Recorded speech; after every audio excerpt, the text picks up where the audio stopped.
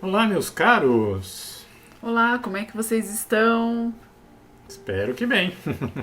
Fazia algum tempo que a gente não vinha fazer o evangelho aqui com vocês, então que nós possamos ter nesses instantes muita sintonia, muita paz e que muitas bênçãos pode cair sobre todos nós para que nós possamos ter o uso da palavra adequada, trazendo uma reflexão profunda, ampliando a nossa consciência, o nosso modo de olhar e entender o Evangelho de Jesus sobre a luz dessa doutrina espírita que vem trazer o Cristo de forma muito mais ampla, aproximando o seu Evangelho das nossas vidas em nossa intimidade.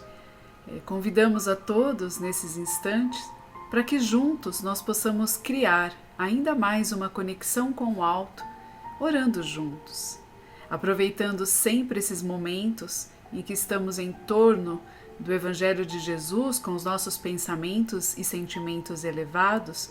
Vamos também deixar uma água separada para que essa água possa ser transformada no remédio necessário para esta terapia a qual a gente costuma dizer, onde a água é um meio eficaz transformando e reequilibrando as nossas energias.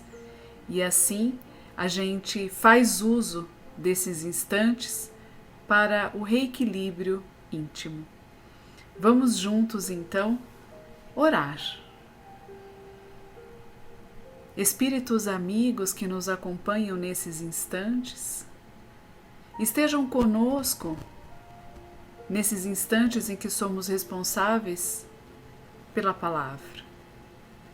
Nos envolvam, nos protejam e que, se for necessário, que nós possamos ser instrumentos através da nossa intuição, trazendo a palavra certeira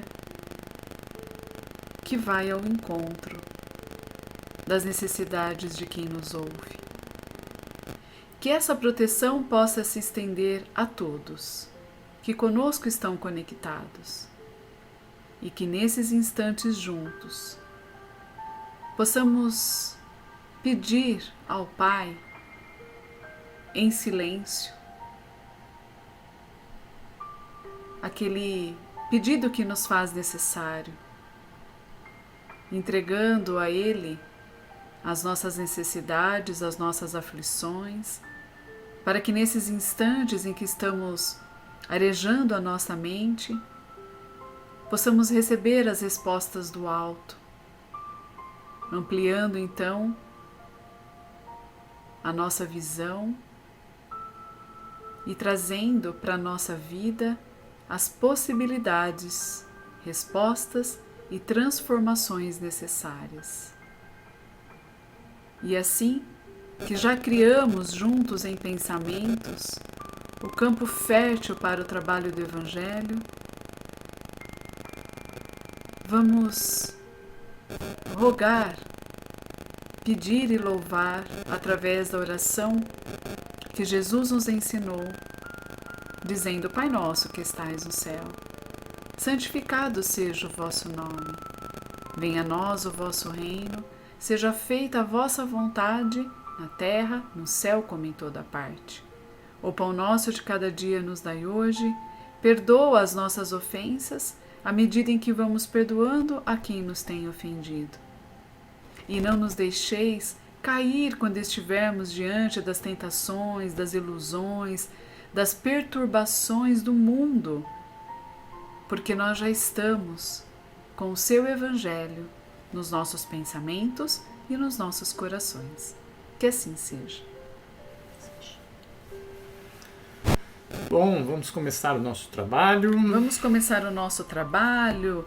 Que interessante, né? Nós estamos no mês onde a luz se faz, né? O momento em que comemoramos aí o nascimento de uma forma muito simbólica, porque Jesus ele está renascendo sempre nos nossos pensamentos, nos nossos corações, mas de uma forma muito simbólica é o mês É o mês que nós comemoramos o seu aniversário, é o mês de Natal, o mês de luzes em nossas vidas. E aí a gente conversando sobre o que tema, o que trazer para a nossa reflexão de hoje, nós decidimos usar um livro tão gostoso de se ler, né, Alain? Que é o livro Jesus no Lar, é de Chico Xavier, pelo espírito... Ney Lúcio. Compartilhando com vocês. E a gente vai começar, ou melhor, a gente vai fazer uma reflexão com vocês do primeiro capítulo, né? O primeiro capítulo intitulado O Culto Cristão no Lar. É interessante porque é final de tarde e Jesus, que está ali hospedado provisoriamente na casa de Simão Pedro, está junto com Simão Pedro e algumas outras pessoas que estão ali naquele final de dia, de final de trabalho, conversando. E aquelas conversas provavelmente corriqueiras, as conversas do cotidiano, e Jesus, já pegando ali o seu livro sagrado, já se preparando para uma reflexão um pouco mais profunda, observa então qual é o nível de conversa que as pessoas ali ao seu entorno estão mantendo. E Jesus busca então, com toda a sua amorosidade, romper esse fluxo de conversa, de diálogo que está sendo realizado ali, buscando elevar. E aí Jesus começa então a fazer alguns questionamentos. Essas questões a gente vai encontrar logo no começo desse capítulo 1, e Jesus diz assim, né? Simão, que faz o pescador quando se dirige para o mercado com os frutos de cada dia? E o apóstolo responde, mestre, naturalmente, escolhemos os melhores peixes. E aí Jesus continua dizendo, e o oleiro? O que ele faz para atender a tarefa que se propõe? Certamente, Senhor, aí responde, modela o barro, imprimindo-lhe a forma que deseja. E o amigo celeste, de olhar compassivo, insiste. E como procede o carpinteiro para alcançar o trabalho que se pretende? E aí então Simão Pedro responde, lavrará a madeira, usará o enxó, o serrote, o martelo, e de outro modo, não aperfeiçoará a peça bruta. Calou-se então Jesus por alguns instantes, e aí Jesus adentra numa reflexão a qual nós gostaríamos então de trazer para vocês, né? É bem legal, né? Você vê, sem que se dar conta, talvez de uma forma, como que a gente diria, inconsciente, quando você começou a sua prece hoje, você invocou, né, em relação aos bons espíritos, que nos auxiliassem nessa oportunidade em que nós temos a responsabilidade, foi a expressão que você usou, de dirigir, né, a palavra aos irmãos. Sim. E veja qual é a conexão do assunto, né? Jesus estava preocupado com o caminhar da conversação, né? E a responsabilidade de cada um de nós, em todos os instantes, né, no nosso lar, no nosso trabalho, de policiar, saber sobre o que estamos conversando, pensando. A nossa responsabilidade hoje, como dialogadores aqui da palavra do Cristo, é muito importante, porque a depender do tipo de reflexões que a gente faça, a gente pode plantar nas mentes, no coração daqueles amigos que nos assistem, às vezes o desânimo, às vezes a coragem, se a gente estiver inspirado, mas a gente vai mudar a atmosfera espiritual desses irmãos. Não é? Então, olha o tamanho da nossa responsabilidade e como esse recurso precisa, a palavra que me refiro, precisa ser olhada com carinho, com vigilância. Né? E essa é a proposta de Jesus, né? Sair do conceitual, sair do teórico, para incorporar os hábitos do nosso dia a dia. Sim. Né? Na introdução, você vai se recordar, na introdução dessa obra, o Emmanuel, que é quem assina a introdução, coloca lá, Jesus é visto por alguns como um ser histórico, por outros como um objeto de filosofia, que dá infindáveis pano para manga para se conversar sobre a opinião de cada um. E aí ele usa uma expressão, né, pelos crentes adormecidos, mais ou menos essa expressão, como alguém que cuida da gente. Aqueles que a gente socorre quando precisa ou diante de alguma eventualidade. Mas não é esse o papel de Jesus. Jesus não reencarnou com esse objetivo de cuidar de cada um de nós, senão pelo exemplo. Então ele é, como coloca Emmanuel, um agente de transformação pessoal de cada um de nós. Sim. Por isso que ele não pode ficar na história, ele não pode ficar na discussão filosófica, ele não pode ficar na adoração dos templos. Ele deve ser trazido para onde nós estamos. Interessante, né? Jesus, a Boa Nova, então o seu evangelho passa a ser um recurso, né, de uma transformação íntima. A gente pode até fazer uma comparação, assim como Jesus ali sendo um estímulo através das suas perguntas, fazendo Simão Pedro e, claro, todos que estavam ali em torno pensarem, né, sobre o seu pensamento, as suas ações. Quando ele compara o olheiro, quando ele compara o carpinteiro, a gente pode comparar o Evangelho de Jesus sendo esse recurso transformador, assim como o martelo transforma a madeira bruta em um objeto, assim como o oleiro molda o barro segundo a sua intenção, a sua necessidade. Daria para a gente fazer essa ponte, né? Muito bem colocado. Eu não tinha realmente pensado nisso, mas é muito pertinente e mostra como as coisas estão conectadas, né? Você veja, o agente transformador ele é, né? Ele vem nos transformar, possibilitar a nossa transformação. E as perguntas que ele faz, você percebeu, né? Seguramente você gosta muito desse método que a gente aprendeu, não com Jesus, mas com Sócrates, né? Antes de Jesus, né? E ele estava usando do método socrático. Ele estava extraindo dos seus discípulos fatos, observações do dia a dia, para de lá extrair o que há de relevante, o que há de construtivo, de produtivo, para que a conversação não caísse na perda de tempo, no passatempo. A gente fala tanto em autoconhecimento, em ter consciência das coisas, né, das circunstâncias, enfim, mas quando a gente percebe o que faz, o que fala, o que sente, o que pensa, o modo de agir, como a gente se comporta, a gente toma consciência de quem nós somos e de quais são as nossas referências. Até mesmo observando aí, né, nesse modo operante de cada um de nós, a gente toma consciência de quais são os nossos impulsos, as nossas tendências. Olha que interessante como a gente vai transformando o Evangelho de Jesus segundo, né, o Espiritismo, como possibilidades de transformações mesmo, de fato, porque vai mostrando pra gente como é que a gente se transforma. E você viu que legal que nas perguntas ele começa perguntando do pescador, né? Isso. Do oleiro. Do oleiro é muito legal, né? Que ele fala em molda. Repete, por favor, lá pra mim. Ele molda o barro conforme sua vontade, né? Imprimindo a forma que deseja. Imprimindo a forma que deseja. Desejo, vontade, né? Então, o papel da vontade na transformação do barro em uma forma. Sim, ele tem uma vontade, ele tem uma intenção. Uma intenção que vai determinar a qualidade do trabalho. Então, veja como a pergunta de Jesus, ela é profunda. Por mais simples que pode parecer. Aí nós vamos ler dizendo assim, ele estava tratando dos fatos da vida, os personagens que o cercava. Né? Brincadeiras à parte, uma ova, ele estava falando para o futuro, né? Ele estava falando para o futuro, ele estava falando, olha o papel da vontade na transformação, na criação, né? E o que nos guia é a nossa vontade, né? Sim, sim.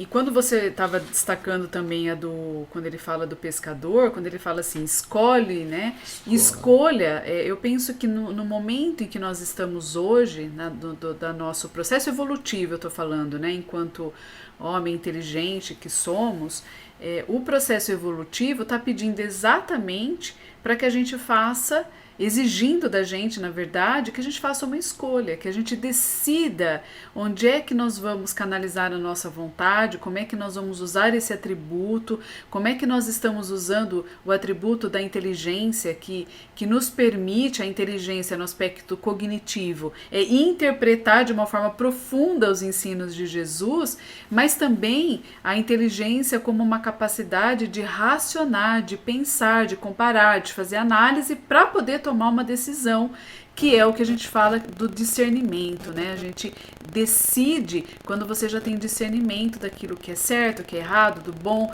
Essas vivências, essas experiências vão indo para um caminho aonde a nossa inteligência, a nossa vontade, ajustado com o pensamento de um sentimento no bem, no bom, né? No que é bem não só para mim, no que é bom não só para mim, mas já de uma forma coletiva, eu vou fazendo escolhas diferentes. E Jesus estava pensando nisso tudo porque provavelmente ele estava observando o nível de conversação. Como é que nós estamos indo para o nosso culto, para a nossa interpretação do evangelho, como é que nós estamos intimamente? Porque com certeza nós só vamos interpretar a nossa reflexão, que é pensar, perceber e sentir o Evangelho de Jesus, se nós tivermos condições íntimas para isso, né? E ele, depois de ter feito essas perguntas para Simão Pedro, ele faz um convite, né? Continua fazendo uma reflexão. Eu vou ler aqui, Alan, para depois você... assim também é o lar diante do mundo. O berço doméstico é a primeira escola e é o primeiro templo da alma. Olha como o lar é de extrema importância nas nossas vidas. É uma escola e é um templo. Muitas vezes ficamos preocupados em enviar os nossos filhos ou as nossas crianças, para aqueles que não têm filhos, colocar as nossas crianças nas melhores escolas, e esquecemos muitas vezes que é no exemplo da mãe, daquele colo que acolhe, daquela comida que nutre, daquele amor que envolve, daquela força do pai que ensina o trabalho, que persiste, que conduz moralmente através dos seus exemplos, é ali, nesse cadinho que está a oportunidade, que está o melhor recurso e talvez o primeiro recurso, como Jesus está destacando, de ser uma escola e de ser um templo. Um templo pensando aí nessa formação moral que essa família se propõe então em juntos religar todos o seu pensamento, a sua gratidão a Deus, que nos cria, que é Pai, que é justo e que é amor. E ele continua dizendo assim: a casa do homem é legítima exportadora de caracteres para a vida comum. Olha que expressão, né? Exportadoras de caracteres, né? Somos nós que abastecemos o mundo, né? Nós que abastecemos o família, mundo. Família, lar. o lar, né? É o lar que abastece o mundo. A pequena célula que vai, na multiplicidade, dar o tom do mundo. Sim. Né? Por isso que Jesus tem que estar neste ambiente. Por isso que Jesus não pode ficar apenas no templo como objeto de adoração, estudo, e ele deve ser exercitado. Eu me recordo sempre de uma palestra que teve aí no portal, que o Edgar, né, aquele nosso irmão de Bauru, falava assim que o Evangelho é uma carta dirigida a cada um de nós. Não é? E não é um objeto de estudo, mas é uma carta, está nos convidando a ter uma mudança de atitude, uma mudança de pensamento, uma mudança até mesmo de vontades, a gente precisa lembrar. Jesus, quando nós nos tomamos consciência do seu papel e da sua importância, precisamos modificar a nossa forma de pensamento, as nossas prioridades, os nossos desejos. Quando trazemos Jesus para o nosso dia a dia, para o nosso lar, para a nossa casa, e nunca se falou tanto de casa como nesse ano, é verdade. Né, pelas razões que todos já contemplam, que é a pandemia, nunca se falou tanto do lar, e é justamente porque essa é a nossa necessidade primeira. Não há possibilidade de modificar o mundo sem modificar o lar. Né? O lar como exportador de caracteres. Né? É disso que ele está nos falando, dessa importância, do papel do lar na conformação dos indivíduos, né? E multiplicidade que vai dar o tom da sociedade. Né? Interessante, né? Vamos destacar de novo essa palavra, né? O lar, né? A casa do homem é a legítima exportadora. Então, ou seja, o trabalho realizado internamente no lar, ele é exportado para fora. E fora é o convívio social.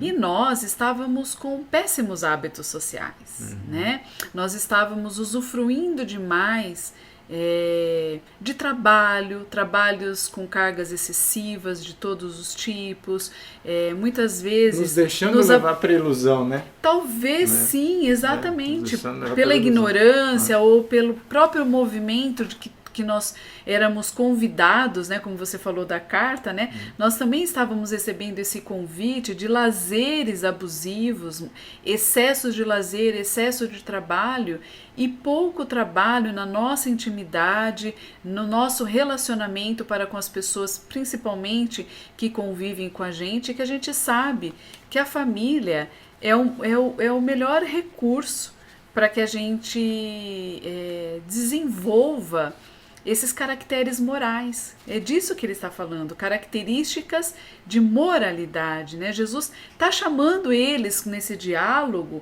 para essa construção, né? de uma nova postura. Vamos pensar na palavra postura. E a gente vai caminhando já para o encerramento. Acho que deu tempo, né, Alain? Ou não? Minutinhos. Temos alguns minutinhos? 5 minutinhos aí.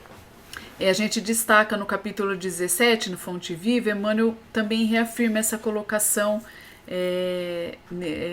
que a gente acabou de trazer, quando ele diz assim, ó, ninguém acredite que o mundo se redima sem almas redimidas. De novo, o individual, enquanto o individual não se transformar, o mundo não se transformará. Quando a gente pensa, vai para dentro, isola-se socialmente, tira-se os estímulos que estão em excesso da sua vida para você se concentrar na sua essência, naquilo que é importante. Isso vai provocando no primeiro momento um desconforto, um incômodo, porque não estamos habituados a esse movimento de silêncio, de introspecção. Expandimos demais ao longo da nossa história evolutiva para a conquista exterior. E agora, a virada de uma nova era, a era do espírito, ela pede um outro movimento, que é o voltar-se para dentro, voltar para aquilo que é essencial, o que é importante para você, qual é a sua necessidade, o que é que você vem fazer. Quando eu falo você, não é você leitor, é você, todos nós, né? Essa pergunta é todos nós para a nossa intimidade. E a boa nova, continua Emmanuel, então, não se concretizará entre as criaturas sem a colaboração ativa dos corações de boa vontade. De novo, a vontade aí sendo aí o carro-chefe desse movimento. E veja que Emmanuel sempre faz uma qualificação. Ele nunca fala assim, de corações que tenham vontade. Ele sempre coloca boa vontade, né, uma disciplina, vontade atuante, uma colaboração ativa, tá? Então ele sempre está qualificando. Então não basta para nós, né? Tem que ser uma ação qualificada, né? Isso, porque como a gente destacou a exemplo de Jesus, quando na sua fala sempre o oleiro, ele está modelando com a sua vontade, tem uma intenção, né? Tem uma colaboração ativa na sua ação. Quando se escolhe o melhor peixe, também tem aí a intenção daquele que olha, observa, qualifica, avalia. Então, que fique esse exemplo de Jesus nesse mês, né, que a gente comemora de uma forma tão festiva, e não tem nada de errado nas questões festivas. Talvez o que falte nesse momento de festas, de confraternização, é também unirmos a esse momento o momento de lembrar o que é que nós estamos festejando. Quem é o aniversariante? Então, talvez se a gente tiver essa clareza, o nosso pensamento vai estar iluminado. Isso daí é uma quase poesia, isso que você falou. Realmente o aniversariante tem uma razão de ser, né? Não é à toa. E o Emmanuel, ele tem essa preocupação de colocar Jesus no nosso dia a dia, né? Sempre ele nos coloca como companheiro de trabalho, um companheiro de ideal. Jesus está ao nosso lado, né? Ele não está nos salvando, resgatando, porque isso é uma construção, né? Nos 3 exemplos que Jesus deu, quando fez as perguntas, estava pressupondo o trabalho. Escolha do melhor peixe. Sim. Molde conforme a vontade. E o carpinteiro vai afeiçoar a madeira. Né? Então, tudo envolve trabalho, tudo envolve ação, né? A vontade ativa. Emmanuel sempre destaca isso, e ele na introdução do Caminho, Verdade e Vida, tem uma outra passagem que ele fala que o Cristo não tem divisória entre o templo e a oficina, né? Ele não estabelece divisão entre o templo e a oficina. É sagrado todo o trabalho e toda oficina é uma oportunidade de ligação com Deus, né? Então é uma lembrança dos votos morais que tem o compromisso de estar o tempo todo sintonizado com o ideal do Cristo, né? Que legal. Como diz sempre, né? Diga. Eu acho que essa questão que você colocou de oportunidade, a gente vai com certeza trabalhar no nosso próximo vídeo, né? Vai ser bem legal a gente explorar essas questões aí de oportunidades, de escolha, é bem legal. Vamos sim. Meus queridos, muito honrado com essa oportunidade que tivemos, né, que a casa nos oferece de mais uma vez nos dirigirmos até os irmãos, esperando que com essas pequenas reflexões a gente possa ter dado alguns instantes de um pensamento reto, de um pensamento aprofundado na moral do Cristo, né, trazendo ele para o nosso lado e não de uma forma escondida nos templos, apenas adorada e não compreendida. A paz no mundo começa sob as telhas que nos acolhem, né? Tá na introdução, essa mesma frase a gente encontra na introdução da obra. E fica aí o convite, né? O convite a cada um de nós para nos cuidarmos em saúde, nos cuidarmos em cuidados, em pensamento e em vontade. Que os nossos desejos sejam conduzidos pelo ideal do Cristo, né? O ideal da busca do aperfeiçoamento, da melhora. Não estamos exigindo que cada um reproduza hoje o Cristo em si, mas que ele se veja no caminho do Cristo, no caminho que o Cristo percorreu, não é? Como uma possibilidade para o futuro, presente, renovando-se a cada dia. Não é? E a gente se despede dos irmãos agradecendo pelo compartilhamento deste tempo, pela oportunidade, pelas reflexões e rogando ao Pai a assistência, rogando a saúde, rogando em especial aos irmãos que sofrem. Aqueles que no desespero cometem atos de desespero, ceifando às vezes a própria vida, comprometendo uma jornada planejada, comprometendo um trabalho assumido. Que a misericórdia de Deus se faça em todos os corações. Que as atitudes de desrespeito às suas leis, sabemos, serão avaliadas segundo os critérios da justiça divina, e não as nossas míopes vistas. Que nós possamos sempre colaborar para com que os irmãos tenham a clarividência e a esperança como norte. Que cada uma de nossas palavras conduza nossos irmãos a louvar Deus em sua sabedoria e justiça. Que nos momentos em que não consigam entender essa justiça, a fé se faça presente, seja fortalecida pela esperança de um novo dia, de uma nova aurora.